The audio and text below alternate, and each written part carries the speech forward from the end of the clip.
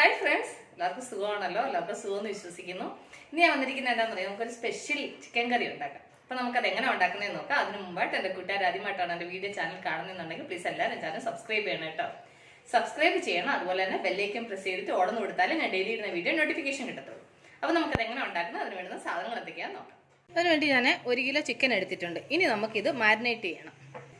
അതിനുവേണ്ടി ഇതിലേക്ക് 1.5 ടീസ്പൂൺ മുളക് പൊടി, 1/4 ടീസ്പൂൺ മഞ്ഞൾപ്പൊടി, കുറച്ച് ഉപ്പ്.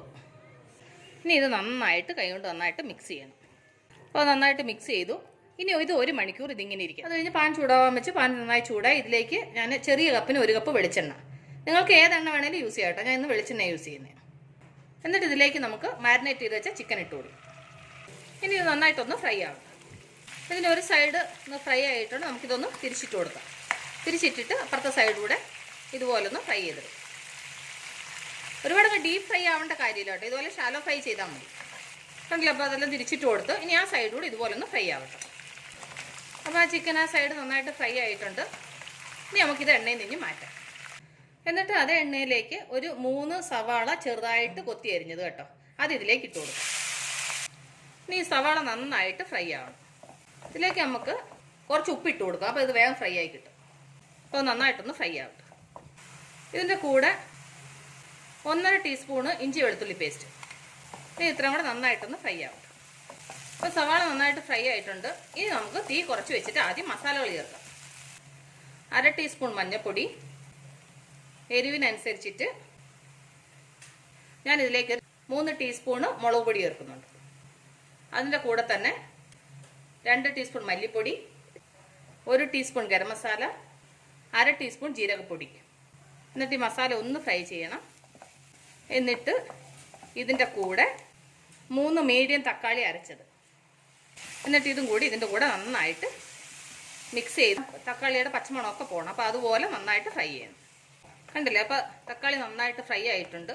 ഇനി നമുക്കിതിലേക്ക് ഒരു 2 ടീസ്പൂണ് നെയ്യ് കേട്ടോ. എന്നിട്ട് നന്നായിട്ട് മിക്സ് ചെയ്യാം. എന്നിട്ട് ഇതിൻ്റെ കൂടെ 2 ടീസ്പൂണ് തൈര്, എന്നിട്ട് അതും കൂടി ഇതിൻ്റെ കൂടെ നന്നായിട്ട് മിക്സ് ചെയ്യും. മസാലയുടെ കൂടെ നന്നായിട്ട് മിക്സ് ആവണം. കണ്ടില്ലേ? അപ്പോൾ മസാല നന്നായിട്ട് ഡ്രൈ ആയിട്ടുണ്ട്. ഇനി നമുക്കിതിലേക്കൊരു 1/2 ഗ്ലാസ് വെള്ളം ഒഴിച്ചു കൊടുക്കാം.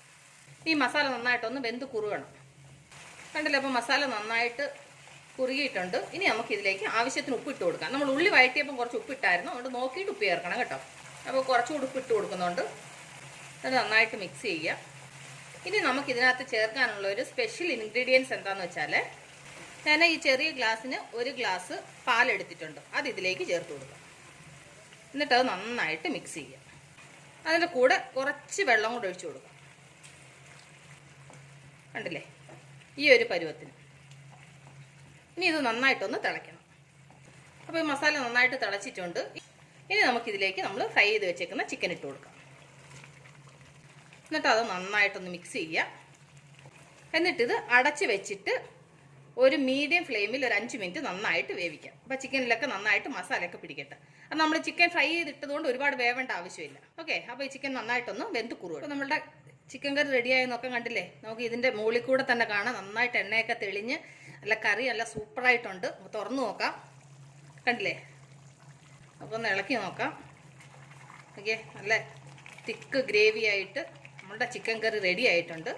ഇനി നിങ്ങളുടെ അടുത്ത് മല്ലിയില ഉണ്ടെന്നുണ്ടെങ്കിൽ ഒരല്പം മല്ലിയില ചേർത്തോ കേട്ടോ. എൻ്റെ അടുത്ത് മല്ലിയിലയില്ല, ഞാനതുകൊണ്ട് മല്ലിയില ചേർക്കുന്നില്ല. ഞാൻ ഇച്ചിരി കറിവേപ്പില ഇടുന്നുണ്ട്. ഇനി ഇത് നന്നായിട്ട് മിക്സ് ചെയ്യാം. ഇനി നമുക്ക് സ്റ്റൗ ഓഫ് ചെയ്യാം. കണ്ടില്ലേ? അപ്പോൾ നല്ല വെറൈറ്റി ടേസ്റ്റിൽ നമ്മളൊരു ചിക്കൻ കറി ഉണ്ടാക്കിയത് കണ്ടില്ലേ ഫ്രണ്ട്സ്? അപ്പോൾ ഞാൻ നിങ്ങളുമായിട്ട് ഷെയർ ചെയ്ത ഈ കാശ്മീരി ചിക്കൻ കറി കേട്ടോ. ഇതിൻ്റെ പേരാണ് കാശ്മീരി ചിക്കൻ കറി എന്ന്. അപ്പം ഈ വെറൈറ്റി ടേസ്റ്റ് ചിക്കൻ കറി നിങ്ങൾക്ക് എല്ലാവർക്കും ഇഷ്ടപ്പെട്ടാണെന്ന് വിശ്വസിക്കുന്നു. നിങ്ങൾ എല്ലാവരും ട്രൈ ചെയ്ത് നോക്കണം കേട്ടോ. നല്ല വെറൈറ്റി ടേസ്റ്റാണ്, ഭയങ്കര പറഞ്ഞറിയിക്കാൻ പറ്റാത്ത ടേസ്റ്റ്, അത്ര നല്ല ടേസ്റ്റ് കേട്ടോ. അപ്പോൾ നിങ്ങൾ എല്ലാവരും ട്രൈ ചെയ്ത് നോക്കണം. ട്രൈ ചെയ്ത് നിങ്ങൾക്ക് ഇഷ്ടപ്പെട്ടാൽ നിങ്ങളുടെ ഫ്രണ്ട്സിന് ഷെയർ ചെയ്യുക, ലൈക്ക് ചെയ്യുക, വാല്യുബിൾ കമൻറ്റ്സ് ഇടുക. അപ്പോൾ നാളെ നമ്മൾ രുചികരമായ പുതിയ വീഡിയോയും പുതിയ റെസിപ്പിയുമായിട്ട് നാളെ നമ്മൾ വീണ്ടും കാണും വരെ ബൈ.